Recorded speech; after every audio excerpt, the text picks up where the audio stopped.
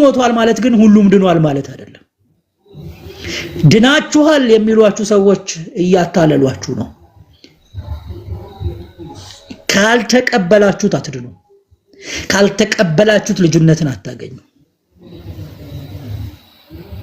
ዮሐንስ ወንጌል ምዕራፍ 1 ቁጥር 12 ወደ ገዛ ወገኖቹ መጣ፣ ለተቀበሉት አልተቀበሉትም፣ ለተቀበሉት ግን በስሙ ለሚያምኑት ለእነርሱ የእግዚአብሔር ልጆች ይሆኑ ዘንድ። ብዙ ሰው የእግዚአብሔር ልጅ ሳይሆን የእግዚአብሔር ልጅ ነኝ ብሎ ያምናል። የእግዚአብሔር ልጆች አይደላችሁም። ሐቁን ነው የምነግራችሁ። ክርስቶስ ኢየሱስን ያልተቀበለ ሰው የእግዚአብሔር ልጅ አይደለም። የእግዚአብሔር ፍጡር ነው ወይ? አዎ እንስማማለን በዚህ። የእግዚአብሔር ልጅ ለመሆን ግን ይሄ ስለናንተ ዋጋ የከፈለውን ኢየሱስን ልትቀበሉት ይገባል። ደሙን ያክፋፋ ግን ይብሶኑ ቅጣት ይጠብቀዋል። የዕብራውያን ጸሐፊ በጌታ ያላመኑ ሁሉ ያገኙታል። ለኛ በልዩነት ለኛ የተሰጠ አይደለም እሱ። ለኛ በልዩነት የተሰጠ የእግዚአብሔር መንግስት አለ። የምንወርሰው የአባታችን ርስት አለ። ልጆች እንደመሆናችን መጠን እንደ ልጅ አባ አባት ብለን የምንጮህበት የልጅነት ስልጣን ስለተሰጠን ስላመን ስለተሰጠን ያ አባታችን የሚያወርሰው ንብረቱን በሙሉ የሚያወርሰው ደግሞ ለልጆቹ ነው። ስለዚህ በእግዚአብሔር ቤት የምንወርሰው መንግስት አለ። በእግዚአብሔር ስንኖር የምንወርሰው ርስት አለ። ከኛ በፊት እንዳለፉት አባቶቻችን እናቶቻችን ከነርሱ ጋር አብረን ወራሴያን እንሆናለን። እንደነ አብርሃም እንደነ ይስሐቅ እንደነ ያዕቆብ ወራሴ እንሆናለን። እንደ ሐዋርያት እንደ ሰማዕታት እንደ ጻድቃን ወራሲ እንሆናለን። አያችሁ፣ እነሱ የሰሩትን ስራ ስንሰራ ማለት ነው። እነሱ ማንን አከበሩ? ኢየሱስን። እነሱ ማንን አመሰገኑ? ኢየሱስን። ስለማን መሰከሩ? ስለ ኢየሱስ።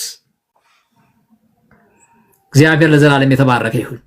ስለዚህ በዘመናችሁ ኢየሱስን አስቀድሙት ነው በዮሐንስ የተማርኩት እኔ። ምን አለ እንደ ዛሬ አገልጋዮች ወይም ደግሞ አንዳንድ በድሮም ታሪክ እንደምንሰማቸው እንደ አንዳንድ አገልጋዮች እኔ ማለት እኮ ብሎ ቢጀምር ያኔ ተዋረደ ማለት ነው። ገብቷችኋል? እኔ ማለት እኮ ብሎ ቢናገር በቃ አለቀለት። ክብሩ ከራሱ ሸሸ፣ ተገፈፈ ማለት ነው። ነገር ግን እኔ ላንስ እሱ ግን ሊልቅ ይገባዋል አለ። ይህን ሲል በመካከል ኢየሱስ ብቅ አለ። ዛሬም በመካከል ብቅ ሊል ይችላል። ወይ እያገለገልን እኛን ይወስደናል፣ ወይ ደግሞ እያገለገልን ጌታ ይመጣል፣ ወይ ደግሞ እያዋረድ ነው ጌታ ሊመጣ ይችላል። እርሱን ዝቅ ዝቅ በሚያደርጉት መካከልም ድንገት ሊገለጥ ይችላል። ምክንያቱም የምስጋና ባለቤት ጌታ መመስገን ስላለበትና መከበር ስላለበት፣ እንደዚሁም የሰው ልጆች ሁሉ መዳን በኢየሱስ ክርስቶስ በኩል ብቻ ስለተከናወነ እርሱን ትተው ራሳቸውን በሚተርኩ ሰዎች መካከል ይገለጣል። በክፋታቸው ይገለጣል። በጻድቆቹ መካከልም ይገለጣል። አያችሁ። ስለዚህ ምን ይሻላል? ጌታ መገለጡ ካልቀረ፣ ጌታ ስናነሳው መገለጡ ካልቀረ በምን እናንሳው? በመልካም። በምን እናንሳው? ባዳኝነቱ። ጌታን በምን እናንሳው? ዘላለማዊ አዳኝ መሆኑን እያወጅን በምን እናንሳው? ከኛ የሚልቅ እንደሆነ መለኮታዊ ክብር ያለው እንደሆነ በሰውና በእግዚአብሔር መካከል መካከለኛ ሆኖ ያስታረቀ ብቸኛ አስታራቂ እንደሆነ ስንናገር ባስታረቀው እና በታረቀው አብ መካከለኛ ሆኖ ሲመሰገን ያኔ እኛንም ያከብረናል። የሚፈልገው በዚህ ዘመን አንድ ነገር አለ ጌታ። በትላንትናው ዘመን ወይም ደግሞ በብሉይ ኪዳን ዘመን ለእግዚአብሔር የተለዩ እነ ኖህ እግዚአብሔርን ስላከበሩትና ለእግዚአብሔር ስለተለዩ በእግዚአብሔር ፊት ሞገስን አግኝተዋል። ዛሬ ደግሞ የሚፈልገው ነገር አለ ከኔና ከናንተ። እስቲ አንድ የእግዚአብሔር ቃል አንብብላችሁና የሚፈልገውን ነገር በዛው ትረዳላችሁ። የተወደዳችሁ በደንብ ይሄ እንደ ማነው ተራ ስብከት አድርጋችሁ አታስቡት። የእግዚአብሔር ቃል ሲነበብ በጣም ወሳኝ ስለሆነ ከኛ ጋር የሚፈልገውን ነገር አሁን ሲነበብ በደንብ ስሙት። የምታውቁት ቃል ሊሆን ይችላል፣ ይሁን ግድ የለም። ነገር ግን አወቃችሁትም አላወቃችሁትም? የእግዚአብሔር ቃል ሁል ጊዜ አዲስ ስለሆነ ከኛ የሚፈልገውን ነገር አነብላችኋለሁ። አሁን እንደዚህ ይላል አንደኛ ጴጥሮስ ምዕራፍ 2 ቁጥር 9። ገና ቁጥሩን ሳነሳው ወደ አይምሯችሁ ይመጣል ስለምታነቡ ስለምታውቁት የሚፈልገውን ነገር እዚህ ስለምነግራችሁ ነው። እናንተ ግን ከጨለማ ወደሚደነቅ ብርሃኑ የጠራችሁን ከየት ከጨለማው ወደሚደነቅ ብርሃን። ጨለማው ጨለማ ነው፣ ብርሃኑ ግን እጅግ አስደናቂ ብርሃን ነው። ወደ እርሱ ጠራችሁ አለና ለምንድነው የጠራን የሚለውን እዛው ይነግረናል። የእርሱን በጎነት እንድትነግሩ። በጎነት ማለት ምን ማለት ነው? የእግዚአብሔር በጎነቱ እኛን መማሩ ነው አይደለ? እኛን ማዳኑ እኮ ነው። የእግዚአብሔር በጎነቱ እኮ እኛ የዳንበት ጸጋ ነው። ጌታ ለዘላለም የተባረከ ይሁን። ከብዙ ምህረቱ፣ ከብዙ በጎነቱ፣ ከብዙ ደግነቱ የተነሳ እግዚአብሔር አዳነን። ቸር ነውና ምህረቱ ለዘላለም ነውና እግዚአብሔርን አመስግኑ አሉ የብሉይ ኪዳን አባቶቻችን። ዛሬም ደግሞ እግዚአብሔርን የምናመሰግንበት ከጨለማው ወደሚደነቀው ብርሃን ስላፈለሰን ምን እንድናደርግ ተጠርተናል? የእርሱን በጎነት እንድንናገር ተጠርተናል። ጌታ ይክበር።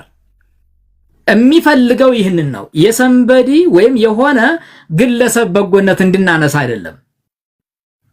በደንብ እዚህ ጋር ያዙልኝ። የምናነሳው ስለ አስተማሪው በጎነት አይደለም፣ ስለ ሰባኪው በጎነት አይደለም፣ ስለ ግለሰቡ በጎነት አይደለም፣ ስለሆነ ስለተደረገልን ነገር ወይም ሰዎች ስላደረጉልን ጉዳይ አይደለም። ዘወትር እንድናነሳው እየተነገርነው የጌታን በጎነት ነው። ጌታ ለዘላለም የተባረከ ይሁን። የጌታን በጎነት እንዴት ታዩታላችሁ? ራሳችሁ ዛው ጥያቄ እየፈጠራችሁ እንዴት ነው አጸፋዊ ምላሽ የምመልሰው?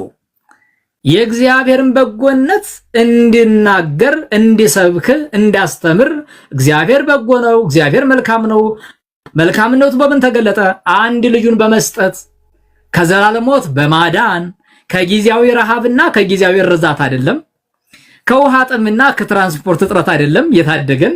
ያው አዲስ አበባ ላይ ስላለን ትራንስፖርት እጥረት አይደለም የታደገን ጌታ የታደገን ከዘላለማዊ ሞት ከዘላለማዊ ጥፋት። አያችሁ፣ የበጎነቱ ጫፍ የበጎነቱ ጥግ የእግዚአብሔር ልጅ ኢየሱስ ክርስቶስ ነው። የእርሱን በጎነት እንድትነግሩ አለ። ከዛሳ እንዴት ተደረግን? አንደኛ ከትውልድ መካከል የተመረጣችሁ ናችሁ አለ። በጣም በርካታ ትውልድ አለ። ልክ ኖህን አሁን እንዳየነው የተለያዩ ትውልዶች አሉ። በርካታ ህዝብ የሚያጋፋ ግን ደግሞ ወደ እግዚአብሔር የማይጠጋ በምድሪቱ ላይ የሚርመሰመስ በርካታ ህዝብ አለ። ኖህ ብቻውን ለእግዚአብሔር ተለየ።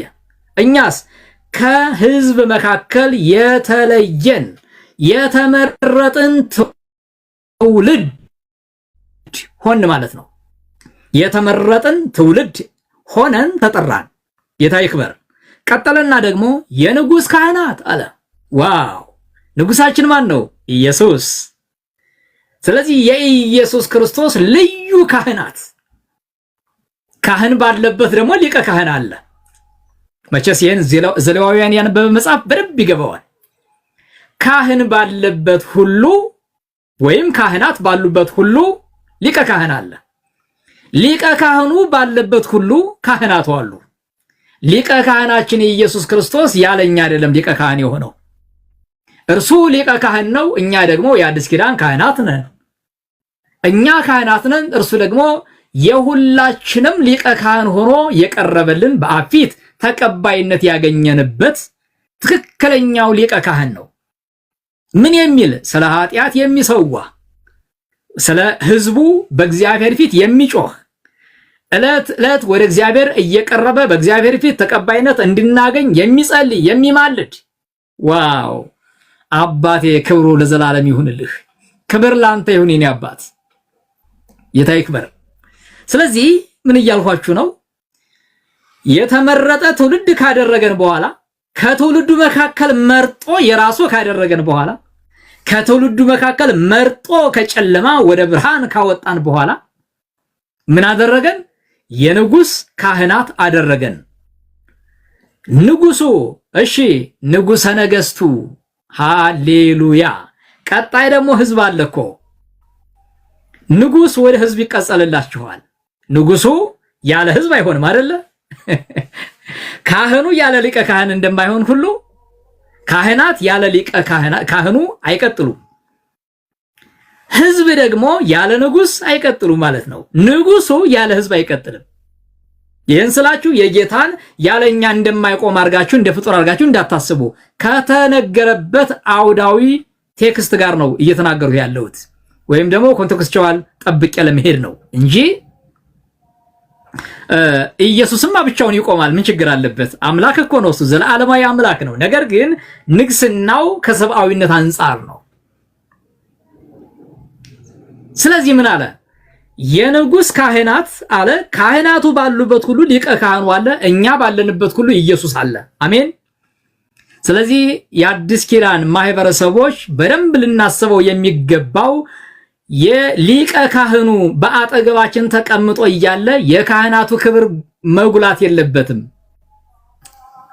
አያችሁ፣ ወደድንም ጠላንም አወቅንም አላወቅንም የአዲስ ኪዳን ካህናት በተቀመጡበት ሁሉ ሊቀ ካህኑ በመካከል ተቀምጧል። አሜን። 2 ወይም 3 ሆናችሁ በስሜ በምትሰበሰቡበት በመካከል እገኛለሁ አለ። ካህን ነኝ ብለህ ካመንህ፣ የአዲስ ኪዳን ካህናት ነን ብለን ካመን፣ ሊቀ ካህኑ በካህናቱ መካከል ተቀምጧል። ስለዚህ ክብር ለማን ይሁን? ለሊቀ ካህኑ ይሁንለት። ክብር ለሊቀ ካህኑ፣ ለካህናቱ ሳይሆን ለሊቀ ካህኑ፣ ሊቀ ካህናት ለሆነው ለእርሱ ይሁንለት። የታለ ዘላለም ይክበር። ከዛ ደግሞ የንጉስ ካህናት ካለም በኋላ ለርስቱ የተለየ ቅዱስ ህዝብ ይላል። ይሄ ቅዱስ ህዝብ የንጉስ ካህናት ከሚለው ጋር አብሮ ይያያዛል። ንጉስ ከሚለው ጋር ማለት ነው። የህዝቡ ንጉስ ማን ነው? ጌታ ኢየሱስ። መቼስ በተለያየ ጊዜ የነገስታት ንጉስ፣ የጌቶች ሁሉ ጌታ ስንል ትሰማላችሁ፣ እንሰማለን ሁላችንም። የነገስታት ንጉስ ሲባል በእርሱ ስር ምን አለ ማለታችን ነው? ህዝብ አለ። የአዲስ ኪዳን አማኞች አሉ። ነገስታትን ሁሉ በቅንነት የሚገዛቸው፣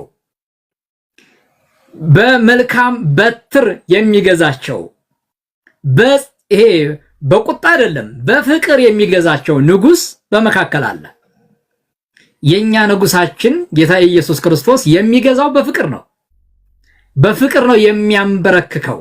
ደግሞ የሚገርማችሁ በበትር ከሚያንበረክኩት በላይ በፍቅር ያንበረክካል ጌታ። ይስባል፣ ደግሞም ያስተዳድራል፣ ይችልበታል። ጌታ ይክበር። የሚችልበት ማስተዳደር የሚችልበት መግዛት የሚችልበት በፍቅር መሳብ የሚችልበት ማንበርከክ የሚችልበት ጌታ ነው።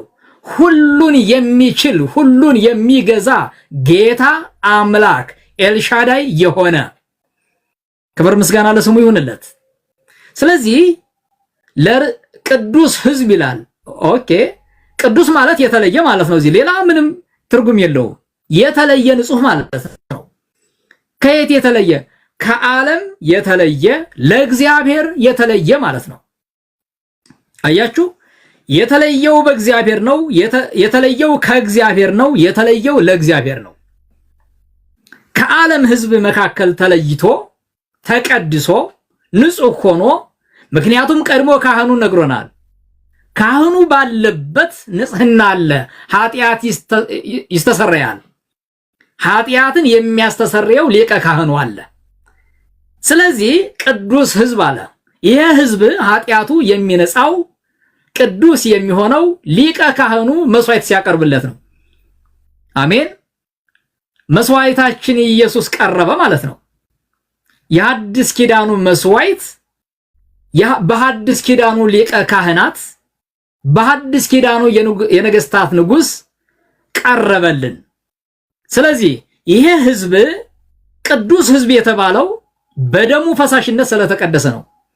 ይሄ የደሙ ፈሳሽነት ደግሞ ጌታችን መድኃኒታችን ኢየሱስ ክርስቶስ የአዲስ ኪዳን በር ከፋሽ መስዋዕት ሆኖ ለአንድ ጊዜ ተሰውቶ ለዘላለም ያስተሰረየ አንድ ጊዜ ታርዶ ለዘላለም መስዋዕት የሆነ እነሆ የዓለምን ኃጢአት የሚያስወግድ የእግዚአብሔር በግ የተባለለት ትክክለኛ ከመንጋው መካከል የተገኘ ዋው ሃሌሉያ ከሌላ ወገን እኮ አይደለም። ይህን ሲነግረን ዕብራውያን ምዕራፍ 2 ቁጥር 16 ላይ 15 16 ላይ የያዘው የአብርሃምን ዘር ይዟል እንጂ የያዘው የመላእክትን አይደለም ይላል። ከሌላ ዘር እኮ አልመጣም። ከመንጋው መካከል የተገኘ ንጹህ በግ ሃሌሉያ። እኛም አባግዒሁ ለክርስቶስ ነን። እኛም የክርስቶስ በጎች ነን። ስለዚህ ከበጎቹ መካከል የተገኘ ምርጥ በግ ኃጢአት እንከን እድፍ ጉድፍ የሌለበት ንጹህ በግ ይህን በግ ሊቀ ካህናት የሆነው ኢየሱስ ክርስቶስ ይዞት ገባ ወደ ቅድስት ማለትም በገዛ ስጋው በኩል አድርጎ በመጋረጃው በኩል አድርጎ ገባ። መስዋዕቱን ይዞ ገባ። እኛም ቅዱስ ሕዝብ ሆነ ማለት ነው። እንዴት? የተቀደሰ ሕዝብ በምን? በደሙ ፈሳሽነት የተቀደሰ ሕዝብ፣ የኃጢአት መስዋዕት የተከፈለለት ሕዝብ። ዋው ጌታ ይክበር። ስለዚህ በብሉይ ኪዳን አንድ ኃጢአተኛ ራሱን የሚተካውን በግ ይዞ ይቀርብ ነበረ። እርሱ ከሚሞት በእርሱ ሞት ምትክ በግ ይዞ ይቀርብ ነበር። በጉ ደግሞ ንጹህ መሆን አለበት፣ እንከን የሌለው መሆን አለበት፣ ያልባለቀ መሆን አለበት። ይሄ ያልባለቀ የሚለው የድሮ ቋንቋ ስለሆነ ልግለጽላችሁ። ያልባለቀ ማለት በአጭሩ ለጋ ማለት ነው። ገና ያልጠነከረ ማለት ነው። የሚያምር ማለት ነው።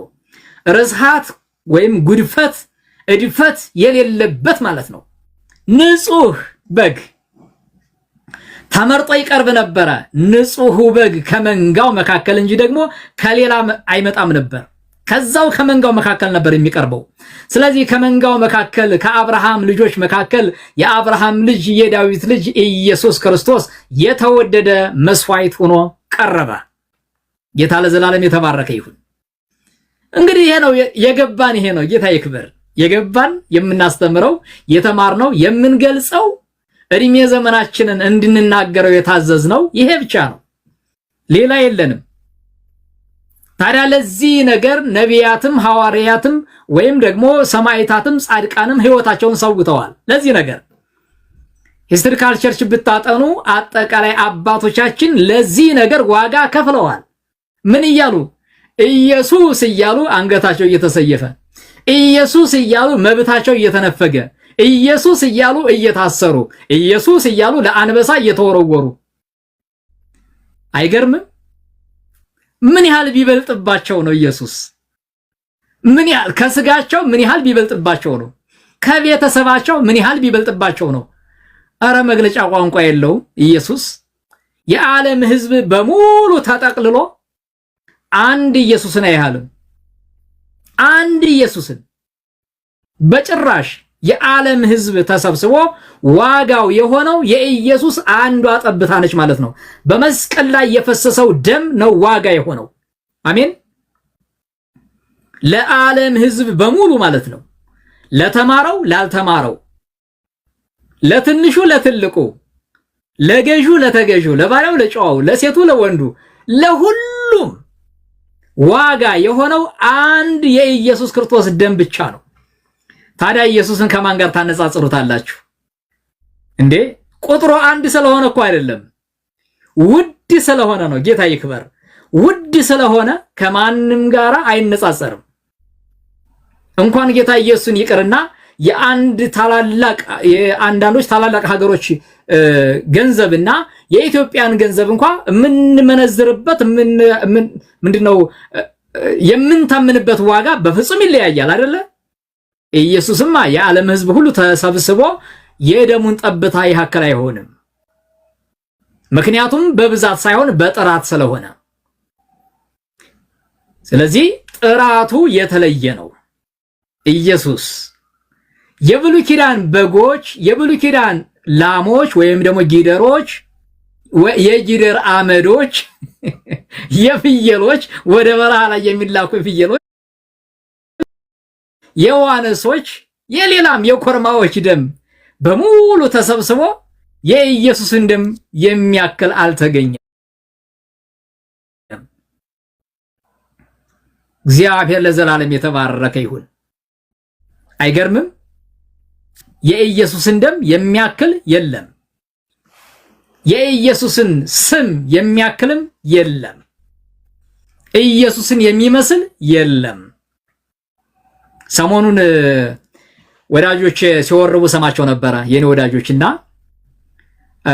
አርዌ ገዳምን እንተን ብሎን አስተማስሎ ለመድኃኔ ዓለም በምን እንመስልሃለን እያሉ ነበረ። እግዚአብሔር ይባርካቸው። በዚህ በጣም አመሰግናቸዋለሁ። በዚህ ቃል ማለት ነው።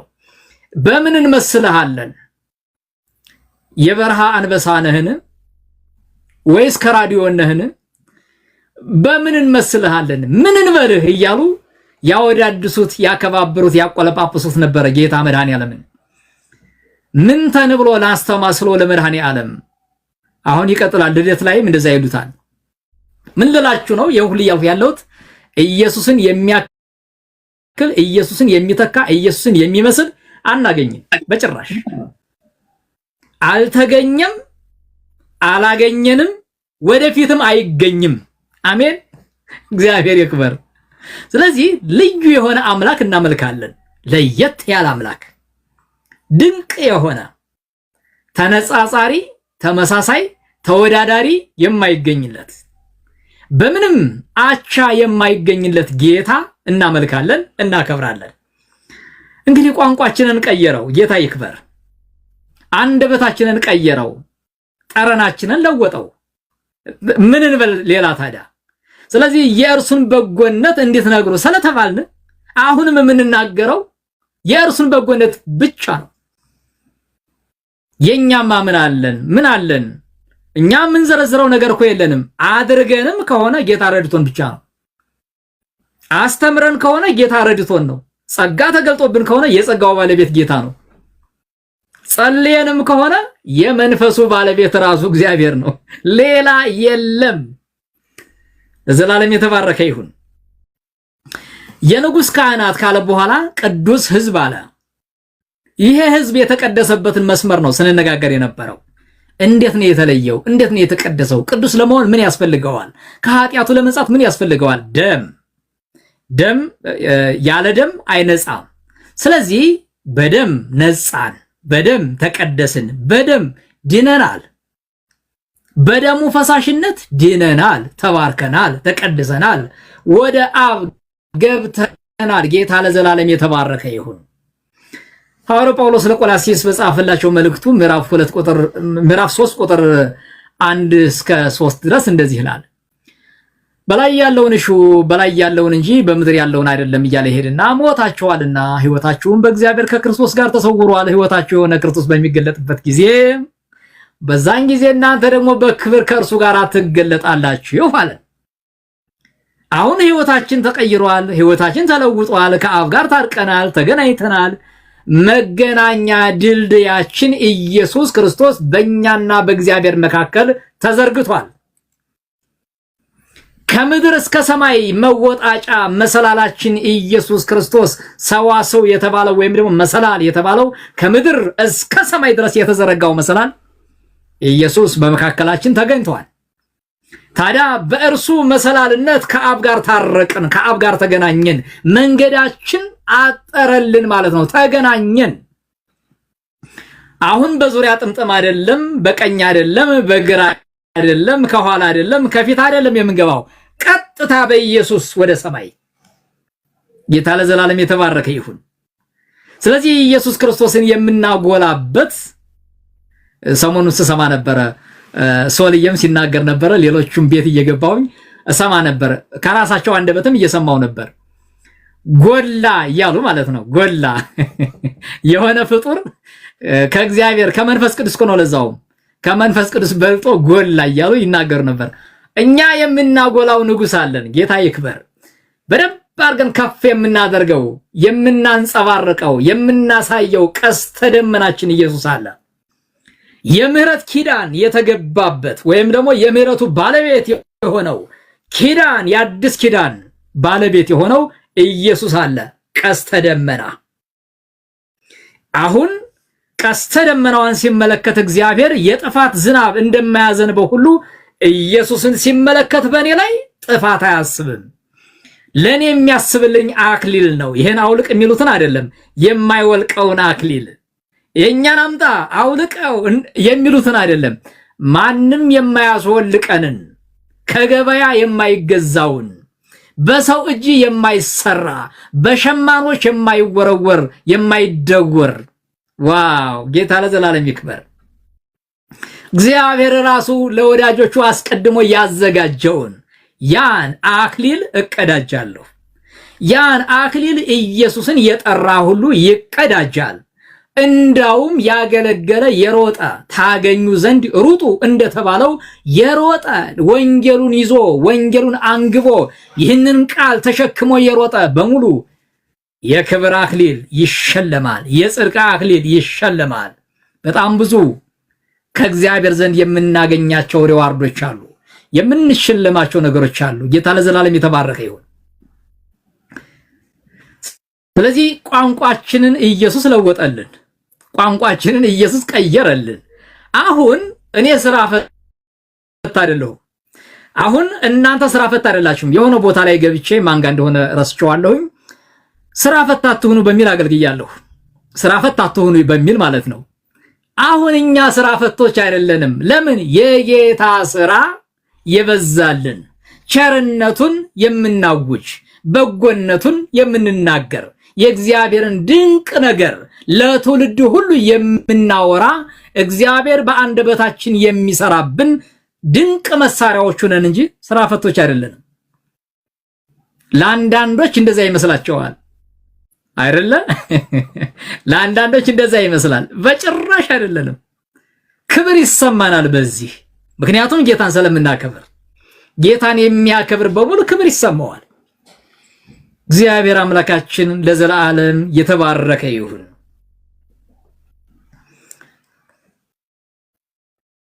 ለርስቱ የተለየ ወገን ናችሁ። ምን አደረገን አለ? ወገን አደረገን። ወገን ማለት የእርሱ አንድም የሥጋ ዘመዶች ነን። ምክንያቱም ኢየሱስ ክርስቶስ በሥጋ ከኛ ወገን ስለመጣ፣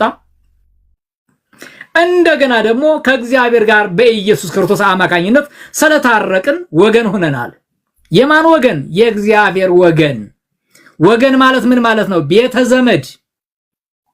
ልንገራችሁ፣ ቤተ ዘመድ ናችሁ። በበጉ ሰርግ እናንተ ቤተ ዘመድ ናችሁ። በበጉ ሰርግ ሙሽራው ሲመጣ ቤተ ዘመድ ነን፣ የሰርጉ ባለቤቶች ነን ማለት ነው። ጌታ ይክበር። እዚህ ይውላችሁ የእርሱ ወደ ሆኑት መጣ አለ ዮሐንስ ወንጌል ምዕራፍ 1 ቁጥር 12 ላይ የገዛ ወገኖቹ ግን አልተቀበሉትም ካለ በኋላ ለተቀበሉት ሁሉ ግን በስሙ ለሚያምኑ በምን በኢየሱስ ክርስቶስ ስም ለሚያምኑ ለእነርሱ የእግዚአብሔር ልጆች የሆኑ ዘንድ ስልጣን ሰጣቸው። ታዲያ ከእግዚአብሔር ዘንድ ስልጣን ከተሰጠን ከእግዚአብሔር ዘንድ ባለሟልነትን ካገኘን ከእግዚአብሔር ዘንድ መብት ከተሰጠን ወራሾች ነን፣ ቤተ ዘመድ ነን፣ የእግዚአብሔር ወገኖች ነን። ምን ይሆን ከሌላው የተለየን ወገን? አሜን። ስለዚህ ወገኖች ነን የእግዚአብሔር ወገን ከሆነ ደግሞ የእግዚአብሔር የርስቱ ተካፋዮች ነን። እንደውም ገላትያ ምዕራፍ 4 ላይ ሲነግረን ማለት ይልና የእግዚአብሔር ወራሾች ነን ይላል። ምን ማለት ነው? የእግዚአብሔር የሆነውን ነገር የምንወርስ፣ አባት ለልጁ የሚያወርሰውን ነገር በሙሉ ማንም ተቀናቃኝ ሳይገባብን የምንወርስ ነን ማለት ነው። ውድ ልጆቹ ነን። ምክንያቱም የእግዚአብሔር አንድያ ልጁ ተቀዳሚና ተከታይ የሌለው ብቸኛ ልጁ ኢየሱስ ክርስቶስ ስለሆነ ሌላ ባላንጣ ሌላ ተካፋይ የለም። በኢየሱስ ክርስቶስ ያመን በሙሉ የኢየሱስ ክርስቶስን ውርስ የምንወርስ እኛ ነን ማለት ነው። ምክንያት ገብቷቸዋል። ከቀኝና ከግራ የሚወልድ ሰው አለ። ይህ መጽሐፍ ቅዱሳዊ የሆነ ማለት ነው። መጽሐፍ ቅዱስ የማይደግፈው ከ3 ከ4 ቤተሰብ የሚወልድ ሰው አለ። እንደዛ ሲሆን ርስት መቀረማመት ይመጣል። እዚህ ጋር ግን እንደሱ አይደለም። አንደኛ የእግዚአብሔር ርስት ጉልቱ በጣም ሰፊ ነው፣ ለሁሉም የሚበቃ ነው። ሁለተኛ ደግሞ ብቸኛ ነው ልጁ ኢየሱስ ክርስቶስ። በእርሱ በኩል የሚመጡት በሙሉ ይወርሳሉ። በአንድ ልጁ በኩል የሚመጡ በሌላ በኩል ተሄዶ አይቻልም። ብቸኛው ኢየሱስ ክርስቶስ ስለሆነ በእርሱ በኩል የመጡ በሙሉ ይወርሳሉ። ጌታ ለዘላለም የተባረከ ይሁን። ነገሩን እያሰፋሁት እናንተም የምታካፍሉትን ቃል እያሳጠርኩ ነው ያለሁት። እንድታካፍሉ ገባ በሉ። የተወደዳችሁ ከሁላችሁ መማር ፈልጋለሁኝ። ጌታን ስታከብሩ ማየት ፈልጋለሁ፣ መስማት ፈልጋለሁ። ጌታን ለሚያከብር ሰው ጆሮዬ በጣም ክፍት ነው። መጽሐፍ ቅዱስ እንደሚናገረው ሰው ሁሉ ለመስማት የፈጠነ ለመናገር የዘገየ ስለሚል ኢየሱስን የሚያከብርልኝን ሰው በሙሉ ጆሮዬ ይሰማል። ጌታ ለዘላለም የተባረከ ይሁን። ስለዚህ ከተማር ነው የሚል ርዕስ ነው የወሰድኩት። ቤተክርስቲያን ከተማራችሁት፣ ጧት ማህበራዊ ሚዲያ ላይ ከተማራችሁት፣ በህይወታችሁ ከተማራችሁት ኢየሱስን አካፍሉን። እግዚአብሔር ለዘላለም የተባረከ ይሁን። ኢትዮ ወደ አንቺ ልምጣ የሚመችሽ ከሆነ ኤድዬ ብጠራሽ አልሰማም ብለሽኛል። አሁን የምትሰሚ ከሆነ አቤት በይ። ኤደን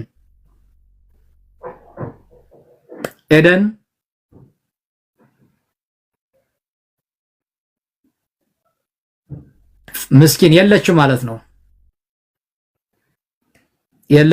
ነው። ኢትዮ ሰላም ላንቺ ይሁን።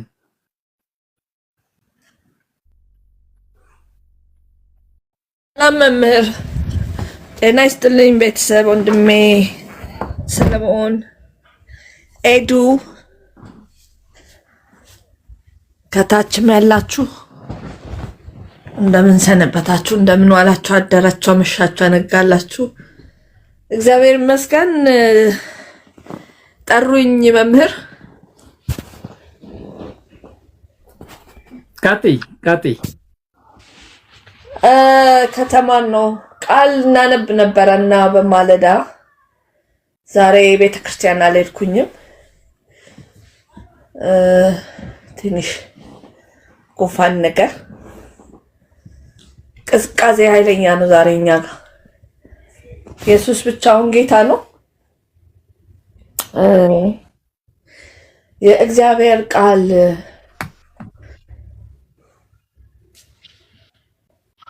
ሰላም ያለው ሰው ስለነበረብኝ ነው ዝም ያልኩት። እንዴት ናችሁ? እግዚአብሔር ይመስገን። ኤዱ ኢትዮ ትናገርና ተናገሪ። ኢትስ ኦኬ። አሁን ጊዜው ካለ ጊዜዋ ስለወሳኝ ስለሆነ ትናገር። እንዴት ነሽ? እሺ ኢትዮጵያ ደህና ነኝ፣ እግዚአብሔር ይመስገን። እየሰማኋችሁ ነው። ብዙም ማውራት ባልችልም ያው እየሰማሁ ነው እንዳያልፈኝ። ኤዱ ወራኪለን ከአዲስ ኪዳን የማቴዎስ ወንጌል ምዕራፍ 3 ላይ የኢየሱስ ክርስቶስ ወደ ዮርዳኖስ መምጣት የዮሐንስ ሰዎችን የማጥመቅ ስርዓት እያደረገ የነበረበት ሰዓት ነበረና ያ ቀንና አጋጣሚ የሚገርም ነው። በዮሐንስ ሕይወት የሆነው ማለት ነው። እርሱ በዛ ቦታ ያለው ከበረሃም ወደ ከተማ ያመጣው ነገር ይህንኑ ታምር እና ድንቅ የሆነውን የምስራች ለሰዎች ለመንገርና ወደዚህ ድንቅ ህይወት፣ ወደዚህ የእረፍት ህይወት ሰዎች በፍጥነት ምንም አይነት ማወላዳት ምንድነው መወዛገብ ሳይኖር በፍጥነት ውሳኔ በንስሐ ሰዎች ከእግዚአብሔር ጋር እንዲታረቁ መሲሁን መምጣት የአምላካችንን መምጣት እንዲያሳውቅ እንግዲህ እግዚአብሔር የላከው ቀኑን ያዘጋጀለት ጥርጊያውን ራሱ እግዚአብሔር ያዘጋጀለት እሱም ጥርጊያ አዘጋጂ ለራሱም ደግሞ እግዚአብሔር ጥርጊያውን ያዘጋጀለት ቀን ነው። ያ ድንቅ ቀን ነው። ምክንያቱም ከኔ በኋላ ይመጣል የሚለው ስለርሱ የሚናገርለት ልዩ በሆነ ቅድም መምህር እኔ ስገባ መጨረሻው እንግዲህ ሐሳባቸውን አካፍለው ሲጨርሱ አካባቢ ነው የገባሁትና ይሄ ኢየሱስ ይነገርልኝ፣ ይሄ አምላክ ይነገርልኝ እያሉ ነበርና እውነት ነው። ያ ኢየሱስን በሚገርም ሁኔታ ይናገረውና ይገልጠው ነበር። እርሱ ከኔ በኋላ የሚመጣው የጫማውን ዘበቻ እንኳን ልፈታ የማይገባኝ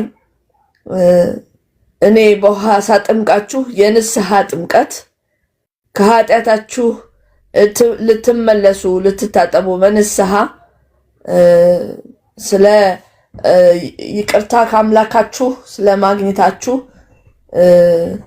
የምትጠመቁበት ይቅር በላይ ምላችሁ ከአምላክ ጋር የምትስማሙበትን ጥምቀት ነው። እርሱ ግን በእናንተ ውስጥ ሊኖር የምትሞሉበትን ጥምቀት የእሳት ጥምቀት የመንፈስ ጥምቀት በእሳት ያጠምቃችኋል። ያን እንዲህ እያለ ነው ኢየሱስን መጥቶ ያየው። አይገርምም? ይኸውና ያ ስለሱ የተናገርኩት አለ ለደቀ መዛሙርቱ፣ ለራሱ ደቀ መዛሙርቶች ለተከተሉት ላመኑ። ይሄ እግዚአብሔር ቃል እውነት ነው። መመለስ እግዚአብሔርን መስማት ይሻለናል ብለው ላሉ ደቀ መዛሙርቶች ነበሩት። ዮሐንስ የተጠመቁ ደግሞ ሌሎች ሲጠመቁ የሚያግዙ ፕሬዝ ጋድ እግዚአብሔር ይመስገን። እና ኢየሱስ ክርስቶስ የመምጣቱን የምስራች እየተናገረ ሳለ ነው መጥቶ መጠመቅ ደግሞ ሕግን መፈጸም ይገባናል ብሎ በአንተ ልጠመቅ ብሎ ሲል እንዴት ነው በእኔ የምትጠመቅ? እኔ ከማንም ከአንተ የማንስ እኔ ዋንተ መጠመቅ ሲገባኝ እንዴት ብለህ ነው ስርዓቱን ሕጉን መፈጸም ይገባናል ይልና ኢየሱስ ይጠመቃል ማለት ነው። በዚህ ጊዜ ክብር ለአብ ለወልድ ለመንፈስ ቅዱስ የእግዚአብሔር ህልውና ለምድር ለሰው ለዛ በዛ ወቅት ለነበሩ ሁሉ ማየት ለሚችሉ ተገለጠ። ለአንዳንዶች ነጎድጓድ ነው የሆነባቸው። ያ ግን የእግዚአብሔር አብ ህልውና የመንፈስ ቅዱስ ህልውና የወልድ ህልውና የተገለጠበት የተከሰተበት ትዕይንት ነውና ለዮሐንስ ለተገለጠላቸው የሚገርመውን ታምር አዩት። እግዚአብሔር ይባረክ። ሃሌሉያ። ኢየሱስ ጌታ ነው። አይኖቻችንን እንዲከፍትልን እኔ ውስጥ ምኞቴና መሻቴ ነው። የመንፈስ አይኖች ሲከፈቱ ይላል አይደል? መንፈስ አይኖች ሲከፈቱ የመጥረቱ ተስፋ ይሄም ተስፋ ደግሞ ሰማይ የእግዚአብሔር ህልውናን ማየት መገናኘት እንዲገባልን መፍቀድ ነው በህይወታችን። እግዚአብሔር ይባረክ። ራሳችንን ስንፈቅድ ለእግዚአብሔር እንሆን ማረን፣ እኛ ላንተ እንሁን፣ በራሳችንም ሆነ በእኛነታችን ራሳችን ሳይሆን ዓለምም ሳይሆን ሰይጣንም ሳይሆን አንተ አምላክ መሐሪ አምላክና ጌታ ሁን ብለን ስንፈቅድለት ነውና እግዚአብሔር ይርዳን። እግዚአብሔር ይርዳችሁ። የቀረልኝ ነው የተማርኩት ይሄ ነው ከእግዚአብሔር ቃል። ሌሎችም እንግዲህ ሐሳቦች ቢኖሩ እንዳንቀላቅለው ምናልባት በዚህኛው ሐሳብ ብዬ ነው። እግዚአብሔር ይባርካችሁ። ይሄውን ነው እምለው። መምህሬ ተባረኩልኝ።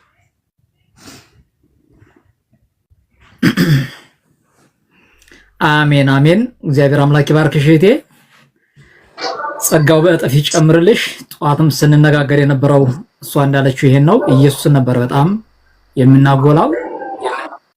በተለይ በዮሐንስ ምዕራፍ 3 ላይ ማነው በማቴዎስ ምዕራፍ 3 ላይ አሁን ያለችው ክፍል ላይ ስለ ኢየሱስ እያነሳን ኢየሱስ ቢመጣ ምን ይሰማናል እያልን እንነጋገር ነበር። ስለ እርሱ እያወራን የዮሐንስ የገጠመው ነገር ይሄ ነው። ስለ እርሱ እያወራ የሚወራለት የሚከብረው አካል በመካከል ተገለጠ። እግዚአብሔር ይባረክ። እና እሱ ነው ስንነጋገር የነበረው። ጸጋ ይብዛላችሁ። ሳሚ ሰላም ላንተ ይሁን። ሰላም ነው።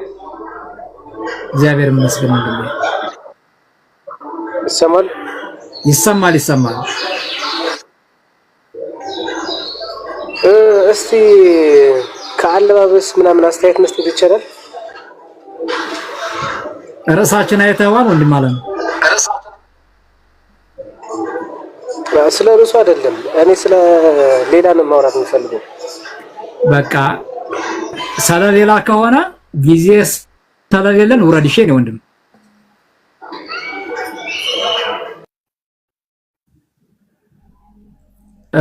ጊዜ የለንም። ስለሌላ አናወራም። አሁንም ስለ ኢየሱስ ብቻ ነው የምናወራው። ከተማር ነው የሚል ርዕስ ነው የያዝነው። ብዙ ሰው ቤተክርስቲያን ሄደዋል። ስለዚህ እዛ ላይ የተማረውን ሸር እንዲያደርገን እንጂ የምንፈልገው እዚህ ጋር ቡጥቡጥ አይሰራም። ቡጥቡጥ አይደለም እዚህ ጋር እየፈለግነው ጌታን ማክበር ብቻ ነው ጀስት የምንፈልገው እኛ። ጉድፓዝ ሰላም ላንተ ይሁን። ሰላም ነው። እንዴት ናችሁ? እግዚአብሔር ይመስገን። ርዕሱን አይተኸዋል ወንድም አለም? አላየሁትም፣ ገና እየገባው ነው። እሺ ከተማር ነው ይላል ጽሁፉ። ኦኬ እሺ። ስለዚህ ዛሬ ቤተክርስቲያን ሄደሃል? ዛሬ እንዳጋጣሚ አልሄድኩም በስራ ምክንያት። እሺ መጽሐፍ ቅዱስ አንብበሃል? መጽሐፍ ቅዱስ አንብቤያለሁ። በጣም ጥሩ። እስቲ ያነበብኸውን ክፍል በአጭሩ እንደው 5 ደቂቃ 10 ደቂቃ ልስጥህና አካፍለን። ያነበብኩት ክፍል ስለ ዳዊትና ስለ ሳኦል ነው፣ ስለ መታዘዝ። እግዚአብሔር መቀጠል ትችላለህ። ሳኦል አጥፋቸው የተባሉትን ሰዎችና እንስሳት ባለመታዘዙ ምክንያት እግዚአብሔር እንዴት እንዳሳዘነና ነብዩ ሳሙኤል መታዘዝ ከመስዋዕት እንደሚበልጥ እና ብሎ የገሰጸበትን ቦታ ነው ያነበብኩት። ስለዚህ የወሰድኩት ትምህርት እግዚአብሔር ከምንም ነገር በላይ እንድንታዘዘው እንደሚፈልግ፣ እግዚአብሔር አመፀኝነትን የሚጸየፍ አምላክ እንደሆነ ተምሬያለሁ ማለት ነው ባጭሩ።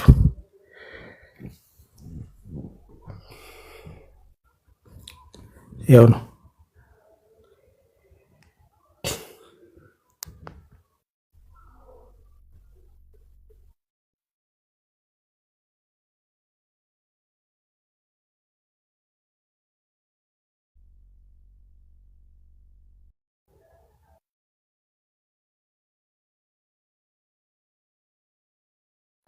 ሚውት ነው እየተሰማ አይደለም መምህር፣ ሚውት ነው።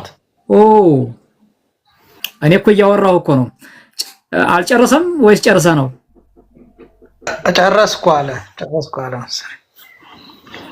የተረዳውን ነገር ነው የነገረን። መታዘዝ ከመስዋዕትነት ይበልጣል እያለ ነበርና ተባረክ። አሜን አሜን። በቃ እኛ እኮ የምንፈልገው ይህንን ነው። በነገራችን ላይ ሰፊ ገለጻ የሚያደርግ ብቻ ሳይሆን ጀስት የተረዳውን የገባውን የሚያስቀምጥ ነው የምንፈልገው። እግዚአብሔር ይባርክህ። አሁንም መታዘዝ ይብዛልህ ወንድሜ። ያነበብኸው የመጽሐፍ ቅዱስ ክፍል በህይወትህ ይፈጸም። አሜን። መታዘዝ ይብዛልህ። አሜን። በትምህርት ደረጃ በጣም ሰፊ የሆነ ትምህርት ልንማር እንችላለን፣ ወይም ደግሞ ብዙ ነገሮች ልናውቅ እንችላለን። ነገር ግን መታዘዝ የሌለበት ህይወት ጌታን አያስደስተውም። ጌታ የሚደሰተው በተማርነው ስንታዘዝ ነው። እንኳን ጌታ ይቅርና አሁን ያለው ፖሊሲ አይታችሁ ከሆነ ከቲዮሪ ወደ ፕራክቲስ ተቀይሯል አይደለ? አሁን ያለው የትምህርት ካሪኩለም በቃ ዲግሪ ስላለው ማስተር ስላለው ሳይሆን ፕራክቲስ ያደረገ ሰው ነው እየተፈለገ ያለው። ስለዚህ ወደ ፕራክቲስ ዞሯል ማለት ነው። ጌታ የሚፈልገው ደግሞ ምን ያህል ተምረሃል ሳይሆን ምን ያህል ፕራክቲስ አድርገሃል ነው። የተማርከውን በህይወት ምን ያህል ፈጽመዋል ስለሆነ እግዚአብሔር የመታዘዝ ህይወት ያብዛልን። ማንን? ጌታን የመታዘዝ ህይወት፣ እርሱን ድምጹን ሰምቶ የመታዘዝ፣ ቃሉን አንብቦ የመታዘዝ፣ ተምሮ የመታዘዝ ህይወት ይብዛልን። ጌታ ለዘላለም የተባረከ ይሁን። ሰው እስከሚመጣ ሶልዬ ደግሞ ትንሽ ማካፈል ትችላለህ። ሰው ሲመጣ ደግሞ ወደ ሌሎቹ ደግሞ እንዞራለን።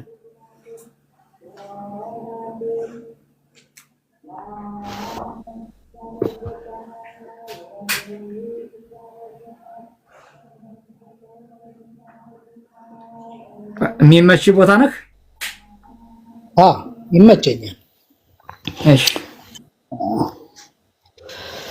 ትንሽ ነገር ልበልና ወደ እግዚአብሔርን ቃል እንትን እንላለን። አሁን ብዙ ሰዎች ስለ ክርስቶስ ሲነገር አይ እሱን ሌላ ጊዜ እሱ ከሚሆን ሌላ ጨዋታ የላችሁም አይነት ነገር አለና ከዚህ የሚበልጥ ምን ውይይት አለ? ከዚህ የሚበልጥስ ምን ወሬ ይኖረናልና እና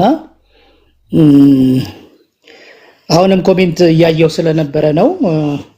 ወንድማችን የሚበልጠው አንድ አለ። ከሁሉ የሚበልጥ እሱ ነው። ህይወት የሚሆን ቁሳቁሱ ወይም ደግሞ የሰበሰብነው ያካበትነው የለበስነው የበላነው የጠጣነው ሁሉ ቀሪ ነው። እዚሁ ምድር ላይ ነው የሚቀረውና አንድም አይቀር አለ። ከኛ ጋር ለዘላለም የሚኖር ኢየሱስ አለ። በጉ ብርሃናችን ሆኖ የምንኖርበት ስላለ እሱ ላይ ብታተኩር ብዬ ልመክርህ እወዳለሁ።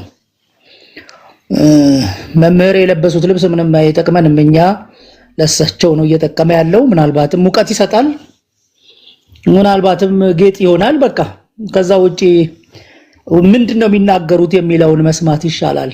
ህይወት የሚሆን ቃል አለ። እግዚአብሔር ቃል ህይወት ነው የሚሆነው። ወንድማችን እዚህ ገብተ ስለነበር ነው እዚህም አለህ ብዬ ነው እየተናገርኩ ያለሁት። የሚበጅን አንድ አለ። ስላንተ ዋጋ የከፈለ ስላንተ በመስቀል ላይ የተቸነከረ ከልክ በላይ የሚወድህ ምናልባትም ከወለዱህ እናትና ከስጋ እናትና አባት ይበልጥ የሚወድህ አለ። እሱን መስማት ይሻላል። እኔስ ወደ እግዚአብሔር መቅረብ ይሻለኛል ነው ያለው ዳዊት። እና አስተያየቶቹ ይቀመጡ፣ ችግር የለውም። ልብሱም ምንም ችግር የለውም። ምግቡም ደግሞም ችግር የለውም። ሆድም ለመብል ነው፣ መብልም ለሆድ ነው። ይሄንንም ያንንም እግዚአብሔር ያጠፋቸዋል። አንድ የማይጠፋ አለ፣ ከማይጠፋ ዘር ተወልዳችኋል ይላልና ከማይጠፋ ዘር ብንወለድ ነው የሚበጀው። ወንድማችን እሱ ነው። እኛም ዛሬ ከማይጠፋ ዘር ተወልደን ነው ሐሳባችን ሁሉ እሱ የሆነው፣ ነገራችን ሁሉ ወሬያችን ሁሉ ኢየሱስ የሆነው ያ የማይጠፋው ዘር በውስጣችን ስለበቀለ ነው።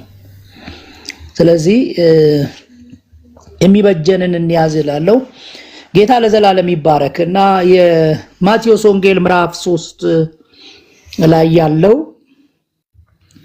ዮሐንስ እያጠመቀ እያለ ብዙ ጊዜ ግን የሚመጣው መሲህ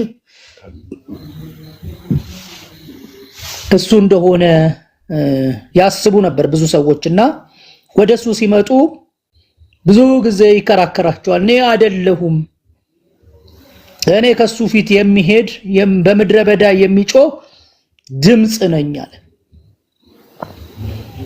ሰውየው የሚናገረው ስለራሱ ጠፍቶት አይደለም፣ አለው ብዙ የሚነገር። ቅድም እያነሳሁት ነበርና ብዙ የሚነገር ነገር አለው ዮሐንስ። ከውልደቱ ጀምሮ ብዙ ነገር መተረክ ይችል ነበር። ከእናት ከአባቱ ብዙ ነገር መናገር ይችል ነበር። ግን አንድ የበለጠበት አለ።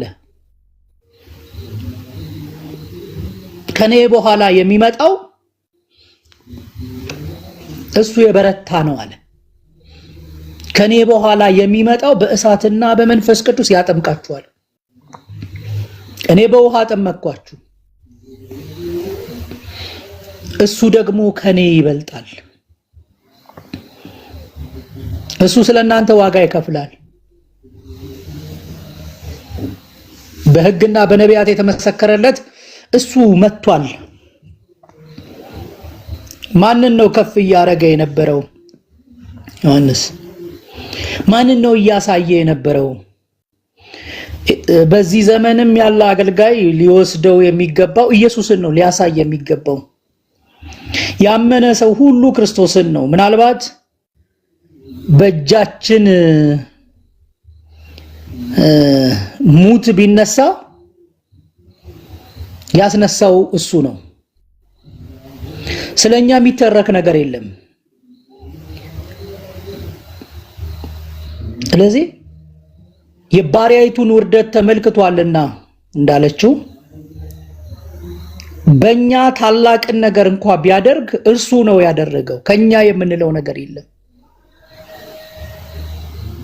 ስለዚህ ከፍ አድርገን ልናሳይ የሚገባው ወደኛ የተጠቆመውን ጣት ዘወር አድርገን ወደሱ ልናሳይ የሚገባው ያው መጣ ልንል የሚገባው አዳኙ መሲሁ የተነገረለት የተጻፈለት የመጣው እሱ ነው ብለን የምንናገርለት ኢየሱስ ብቻ ነው ሊሆን የሚገባው። ዛሬ ብዙ ሰዎች ራሳቸውን ሊያሳዩ ይችላሉ። ብዙ ሰዎች ሰውን ሊያሳዩ ይችላሉ። ብዙ ሰዎች መላእክትን ሊያሳዩ ይችላሉ። ይሄንንም ነው የምናየው በምድሪቱ ላይ። ብዙ ሰዎች ቀንን ሊያሳዩ ይችላሉ። ሌላውን ተውት። ብዙ ሰዎች የሆነ ጉዳይን ሊያሳዩ፣ ነገር ግን ከሁሉ የሚበልጥ አንድ አለ። ሊታይ የሚገባው ለጥያቄ ሁሉ መልስ ያለው ደከመኝ አሁንስ አቃተኝ የማይል ብርቱ የሆነው እርሱ በእኛ ታላቅን ስራ ያደረገ እሱ አለ። ስለዚህ ሰዎች ፊታቸውን ወደ እርሱ እንዲመልሱ ነው ልንናገር የሚገባው።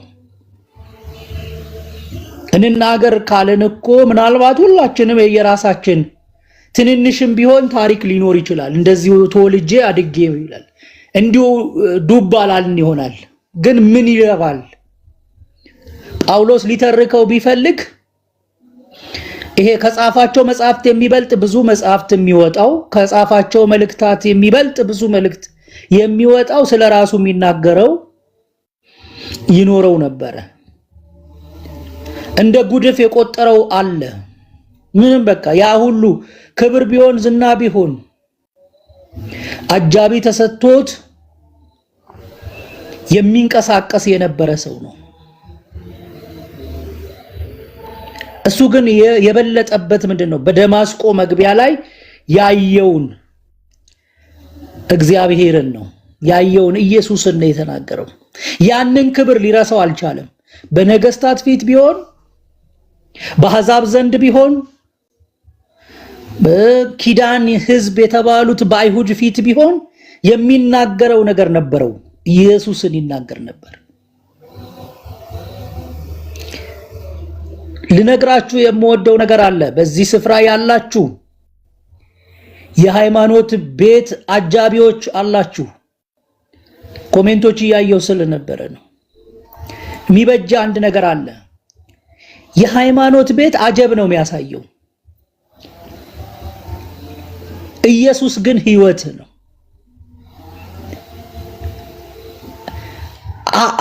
ተቋም አይደለም። እኛ ምን ነግራችሁ የሆነ ድርጅት አይደለም። በዚህ ቦታ እየተወራ ያለው ሕይወት የሆነውን ኢየሱስን ነው የምንናገረው። ሌላ ነገር ሊገባ አልቻለማ። ሰው የወሰደውን ያንኑ ነው። ጠጅ የጠጣ ሰው ጠጅ ነው የሚሸተው። በቃ አለቀ። አረቄም እንደዛው። ሕይወት የጠጣ ይሄ የሕይወት ውሃን የጠጣ ደግሞ ከሆዱ የሕይወት ውሃ ወንዝ ይፈልቃል ይላል። የሚፈልቅ ነገር ነው የሚኖረው።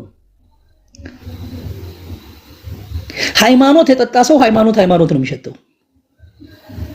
ሐቁ ይሄ ነው። ምንም ጥያቄ የለውም። ምን ነገራችሁ ነገር የስፍራ ለውጥ አይደለም የምናወራው፣ የህይወት ለውጥ።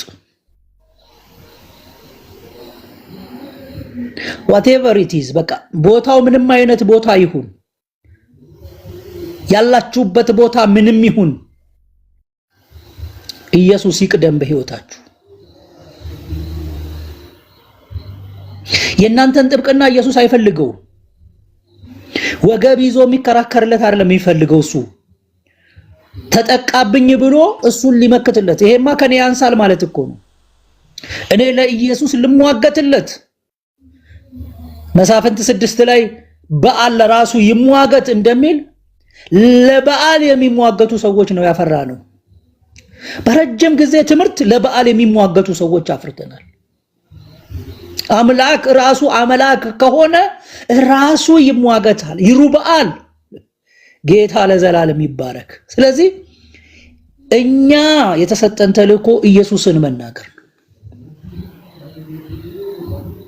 በእሳት ይገለጥ ራሱ ይመልስ እንዳለ ኤልያስ በእሳት የሚገለጥ አለ። እሱን ነው ልንናገር የሚገባል። አገልጋዮችን በማንጓጠጥ የሚወረስ ነገር የለም። አይዟችሁ። የናንተ ማንጓጠጥ ምንድነው የሚያደርገን? አክሊል ነው የሚሰጠው። ስለ ስሜ ቢያሳድዷችሁ ቢነቅፏችሁ ደስ ይበላችሁ። ተገርፈው ከሸንጎ ደስ እያላቸው ወጡ ያለው እኮ ሲሰርቁ ቢሆን ያማቸዋል። ሲሰርቅ የተገረፈን ሰው ሲሉና ጠይቁት። ደስ እያለው ወጥቶ ከሆነ ጠይቁት። ደስ እያለው አይወጣም። ሲዋሽ የተገረፈ ሰው ደስ እያለው አይወጣም። ስለ ኢየሱስ ተናግሮ ግን የተገረፈ ሰው ደስ እያለው ነው የሚወጣው። የሐዋርያት ሥራን ሂዱና አንብቡት። ወንድሞቻችን የምንነግራችሁ ሐቅ ይሄ ነው። ሃይማኖተኝነት ያስተማረህ ለአንድ ተቋም መከራከር ነው። እዚህ ቤት ተቋም የለም። እዚህ ቤት ኢየሱስ ነው ያለው። ጥሩ ነው። ሶሪ ለተቋም ስም መስጠት ምንም ችግር አይኖረው ይሆናል። የተቋም አፈቀላጤ መሆን ግን ችግር ነው። ምስክሮቼ ትሆናላችሁ ያለው ለሱ እንጂ ለሆነ ለምትደራጁበት ማህበርና ተቋም አላለም። ወገኖች የሚጠቅማችሁን ነገር ነው መነግራችሁ። መለስ በሉና አዩት። የማን ምስክር ናችሁ? የሰው፣ የመላእክት፣ የተቋም? የማን ምስክር? ስለማን ነው የምታወሩት? ስለማን ነው የምትመሰክሩት? እኔ ስለ ዮሐንስ ጀብድ ልናገር አይደለም። በምድረ በዳ ምግቡም የበረሃ ማርና አንበጣ ነበር። አዎ ነበር። እሱ የሱ ጀብድ አይደለም የምቆመው። መጣና ምን አረገ? ኢየሱስን ገለጠ። ታርጌት አለው። ኢየሱስን የሚያሳይ ታርጌት አለ። እዛ ታርጌት ጋር ያልደረሰ ትምህርት ካጋንንት ነው። መንገድ ላይ የሚቆም ትምህርት ካጋንንት ነው። አቁን ነው መነግራችሁ። ስለማንም አንሱ። ስለ እስጢፋኖስ አንሱ። ሐዋርያት ሥራ ምዕራፍ 7 ላይ አነሳና ዴስቲኒው ምን ሆነ? በአብ ቀኝ ቆሞ አየዋለሁ ጌታዬን አለ። የነገራቸው ነገር እዛ ላይ ነው ያለው። እናንተ የቀበራችሁበት ቦታ አይደለም። ምስክርነት ማለት ይሄ ነው። እኔ እስጢፋኖስን ጀግንነት ልናገር አይደለም ወጣው።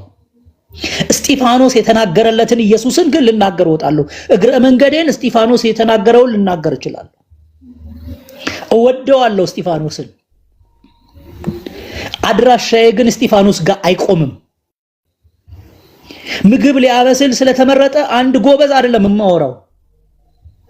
ከዛ አልፎ ወጥቶ በድንጋይ የተወገረ ስለ ኢየሱስ የተናገረውን ነገር ነው ማየው። መጨረሻውን ነው ማየው። ዴስቲኒ ያስፈልገዋል። በስጢፋኖስ እጅ ሙት ተነስቶ ቢሆን እኔ የስጢፋኖስ ጉዳይ አይደለም ጉዳይ። ሙት ያስነሳው በስጢፋኖስ ላይ የሰራው የኢየሱስ መንፈስ እሱ ነው ጉዳይ። ለስጢፋኖስ ያንን አንደበት የሰጠው ይናገርበት የነበረውን መንፈስ ሊቋቋሙት ያልቻሉትን ያንን መንፈስ የሰጠውን ጌታ ነው ታርጌቴ። ጠላ ጠምቄ ዳቦ ቆርሼ ላወራ አይደለም የተጠራሁት፣ ለሱ አይደለም። እሱ የሰበከውን ኢየሱስን ነው መናገር የምፈልገው። ለሁሉም የሚበቃ ጸጋ የነበረውን ኢየሱስን፣ ከመወለዱ ጀምሮ እውር የነበረውን ሰውዬ ያበራውን ኢየሱስን እንጂ ያ ከመወለዱ እውር የነበረው አይነ ስውሩ ጋር አይደለም የሚያቆመው። ከሱ ያልፋል፣ ከሱ ያልፍና ይሄዳል። አይኖቼን አበራ አለ። እሱ ነብይ ነው አለ። እሱ መሲህ ነው አለ። በቃ በሚቃወሙት ፊት ቆሞ በሚገፈትሩት ፊት ቆሞ ዮሐንስ 9 ላይ እሱ መሲህ ነው አለ። አልፈራቸውም፣ የተደረገለትን ያውቃል። አልፈራም፣ የተደረገልኝን አውቃለሁ። ስለሚቃወሙኝ ሰዎች ግድ የለኝም፣ ክርስቶስ ኢየሱስን እናገራለሁ። ስለምትተቹ ሰዎች ግድ የለኝም፣ ኢየሱስን እናገራለሁ። ስለ ነቀፌታው ግድ የለኝም፣ ልቀበለው ዝግጁ ነኝ። ነገር ግን አንድ የሚበልጥብኝ ነገር አለ። ከመምህር ጽጌ ልብስ ይልቅ የሚበልጥብኝ አንድ አለ። ኢሹ አይደለም የመምህር ጽጌ ልብስ ለኔ ኢሹ አይደለም። ጥሩ ነው፣ እንኳን ለበሱት ያምርባቸዋል። ግን እሱ አይደለም የኔ ኢሹ። እንደው ስለ ልብሱ አስተያየት ልሰጥዎት ፈልጌ አላቸውም። ለምን እኔ ምንም ይልበሱ ምን እየተናገሩ ነው? ውስጣቸው ማን ያለው? ጌታን እየተናገሩ ነው ወይ? ሰው እንዴት ነገ ወልቆ ስለሚጣል ልብስ ይጨነቃል?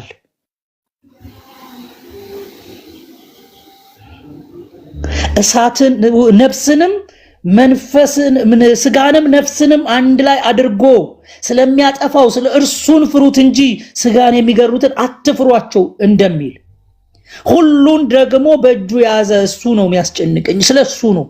ዕለት ዕለት የአብያተ ክርስቲያናት ጉዳይ ነው የሚከብድብኝ እንዳለ እኔ የሚከብድብኝ ሰው በክርስቶስ ኢየሱስ ይድናል የሚለው ጉዳይ እንጂ ሰዎች ስለለበሱት ልብስ አይደለም፣ ስለሚበሉት ምግብ አይደለም። ያስፈልጋል፣ አዎ ምግብ ልብስም ያስፈልጋል። ከነፍስ ግን አይበልጥም። እዚህ ምድር ላይ 70-80 ስለሚኖረው ኑሮ ሰዎች ተጨንቀው ስለ ልብሱ ጉዳይ አለኝ እስቲ እንዴት ሊለብሱት ቻሉ? ወገኖቼ እንዴት ልብስ ጉዳይ ይሆናል እንዴ? አረ እናስተውል።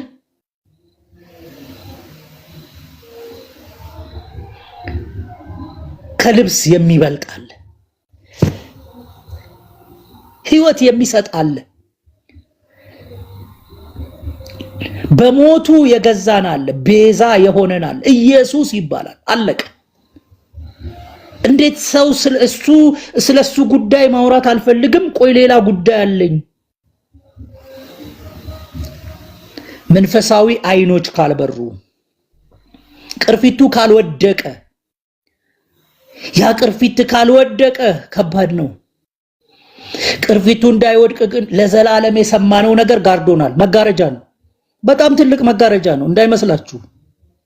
ያ መጋረጃ ግን በወንጌል እየተቆረጠ ይወድቃል። ምንም የብረት መዝጊያ ቢሆን እየተቆረጠ ይወድቃል።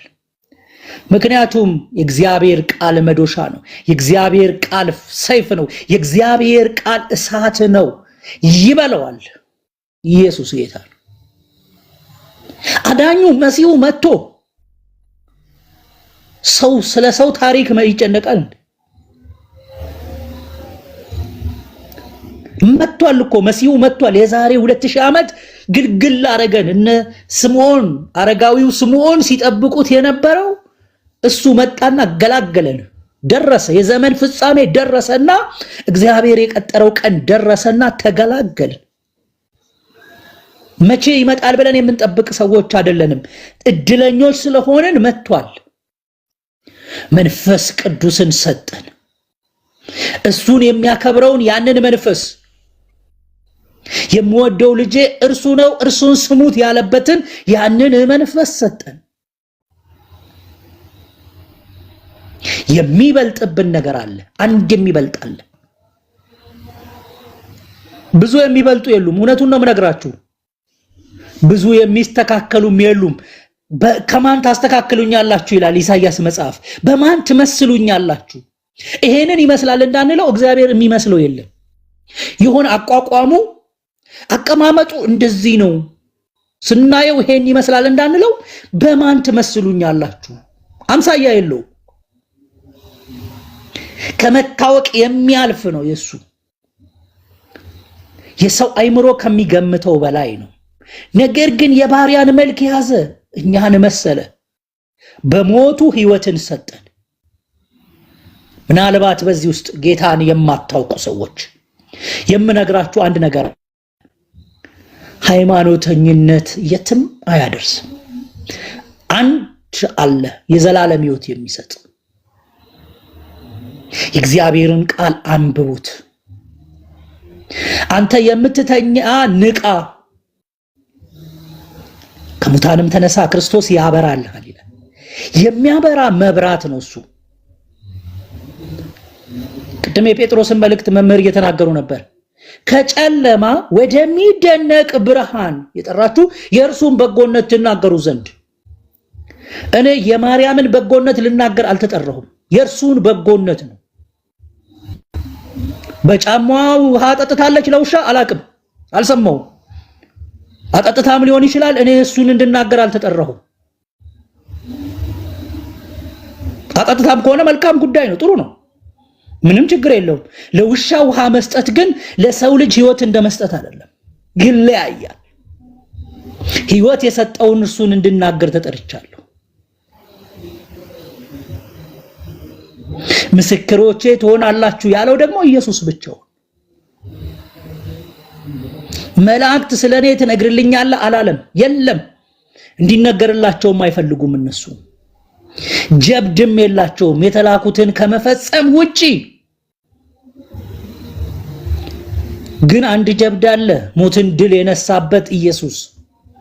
እሱን እንናገራለን። እኛን ያዳነበትን ጥበብ እሱን እንናገራለን። ለሌሎች የቀረላቸውን ተስፋ እሱን እንናገራለን። እኔ ስለ ሚካኤል ልናገር አልተጠራው። ጥበቃው ይበዛልኛል፣ አሜን። ያግዙኛል፣ አሜን። ሲላኩ የተላኩበትን ይፈጽማሉ። እወዳቸዋለሁ፣ በጣም እወዳቸዋለሁ። ቅዱሳን መላእክት ናቸው። በእግዚአብሔር ፊት ይቆማል ገብርኤል። አለቀ። እኔ ስለ እርሱ ገድል ልናገር አይደለም የተጠራሁት። አንድ አለ ግን በአይሁድ ተላልፎ የተሰጠ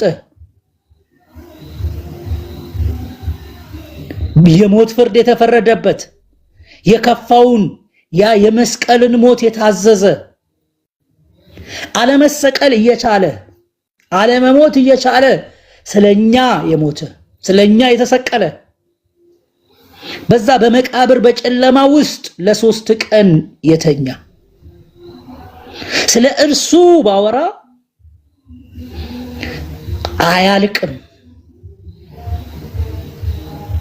ስለ ሰው የማወራበት ምንም አዎ በዛ ውስጥ ሚና ሊኖራቸው ይችላል። ሰዎች በዛ ውስጥ እገዛ ሊኖራቸው ይችላል። ይሄንን ነገር አስተላልፈውልናል። ጌታ ይባርካቸው። በዘመናቸው አገልግለዋል ሐዋርያት። ዋናው ታርጌቱ አስኳሉ ኢየሱስ ነው። ምድር ደግሞ በኢየሱስ ካላረፈች አታርፍም። መፍትሄው ኢየሱስ ነው። በምድር ላይ በስጋ ለምናየው ክራይሲስ መፍትሄው ኢየሱስ ነው። በሰማይ ለሚጠብቀን ለዛኛው ህይወት መፍትሄው ኢየሱስ ነው። ከኢየሱስ ውጪ እከሌ ይመጣላችኋል የሚባል የለም። ክንደ ብርቱ የለም። አቁል ልንገራችሁ፣ ክንደ ብርቱ የለም። ሁሉም መበስበስን አይተዋል። በቃ ከሰማይ ከመጣው በቀር ወደ ሰማይ የወጣ የለም። ስንጠራው ሚመጣ ቢዘገይም የሚቀድመው የሌለ ኢየሱስ ነው። ስንጠራው ቢያምኑት የሚታመን ሌላው ደካማ ነው። እኔ ስሞት ከጎኔ ጋር የሚቀበረውን ልደገፈው አልችልም። ምናልባት እኩል ቀን ልንሞት እንችላለን። ከዛ ከጠራሁት ጻድቅ ከተባለው ሰውዬ ጋር እኩል ቀን በኩል አይነት ህመም ልንታመም እንችል ይሆናል። ሁለታችንም ግን አንድ መድኃኒት ያስፈልገናል። ኢየሱስ ይባላል። በዚህ ስፍራ ያላችሁ በክርስቶስ ኢየሱስ ያላመናችሁ የቀመስነውን ነው የምንነግራችሁ። ሰዎች ሲሉ ሰምተን አይደለም ኖረነው ነው የምንነግራችሁ። ውስጣችን ገብቶ ነው እረፍት ውስጥ ሆነን ነው የምንነግራችሁ። የዘላለም ህይወት አግኝተን በአብ ቀኝ ነን። ዳግመኛ የሚመጣውን ኢየሱስን እንነግራችኋለን። እረፍት የሆነውን ኢየሱስን እንነግራችኋለን። ፋይላችሁ ሳይዘጋ፣ ፋይል ከተዘጋ አይንቀሳቀስም። ፋይላችሁ ሳይዘጋ ወደዚህ ጌታ በእምነት ቅረቡ። እረዱልኝ አላለም፣ ደግሱልኝ አላለም፣ ቀይ ወጥ አልጫ አዘጋጁ አላለም። የተከፈተ ልብ ይበቃኛል፣ እነሆ በደጅ ቆሜ አንኳኳለሁ። በር መክፈት እንዴት ያቅታል? ሰው ሲያንኳኳ። ልክ እዚህ ምድር ላይ ሰው ሲያንኳኳ በር ዘግቶ እንደመቀመጥ ነው። ከፍተን እኮ ማናቀውም ቢሆን ማነህ እንላለን። እስቲ ክፈቱና ማነህ በሉት። ይሄ በፍቅር የሚወዳችሁ ኢየሱስ ነው።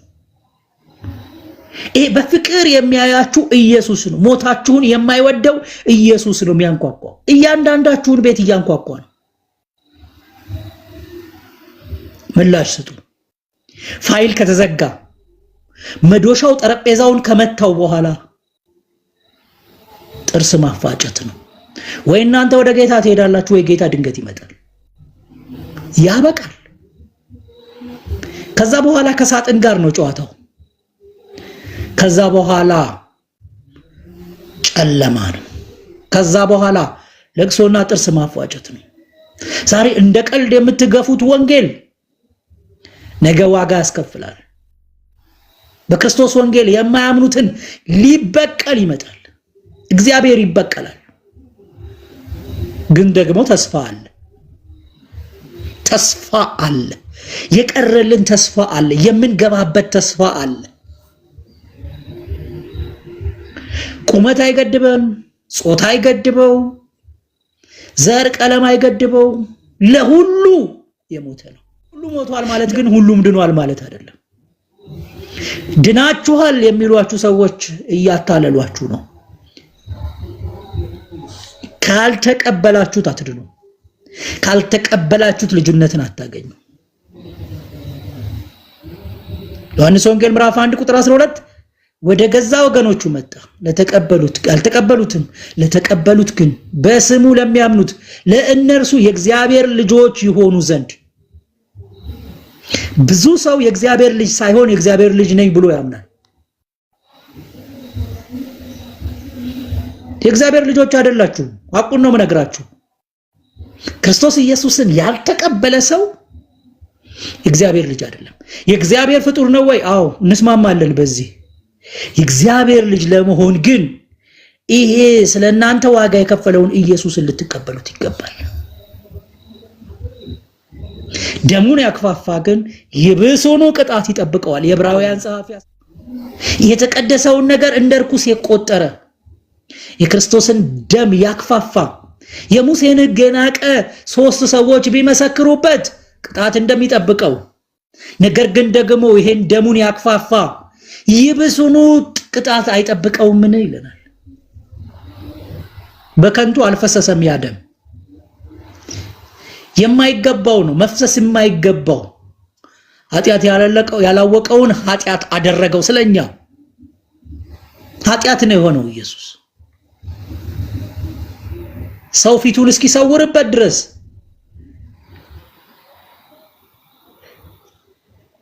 ኢሳይያስ 53 ከ1 እስከ 12 ሄዱና ይሁት ያ ዋጋ የተከፈለው ለኔ ለናንተ ነው። በክርስቶስ ኢየሱስ ያላመናችሁ ሰዎች ዛሬም እንጠራችኋለን። ዛሬም ጊዜ አለ። ነገር ግን ከአሁን በኋላ ያለውን ጊዜ አታውቁትም።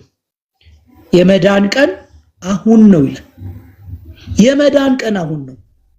ስለ በኋላ ማንም ስለማያውቅ እንቅፋት መጥቶት ሰው በሚሞትበት ዘመን ስለ ነገ ማንም ስለማያውቅ እንወዳችኋለን። የበራልንን የነገርናችሁ ወደዚህ ጌታ ፊታችሁን ዘወር አድርጉ። የቦታ ለውጥ ያድራሻ ለውጥ አይደለም እየነገርናችሁ ያለ ነው። የህይወት ለውጥ ነው። ከሞት ወደ ህይወት ተመለሱ እያልን ነው። መድኃኒት የሆነው ደግሞ ክርስቶስ ኢየሱስ ነው። ስለምንወዳችሁ ይሄንን ወንጌል ነግረናችኋል። ከኛ በላይ የሚወዳችሁ ኢየሱስ አለ። ተባረኩ። ጌታ ኢየሱስ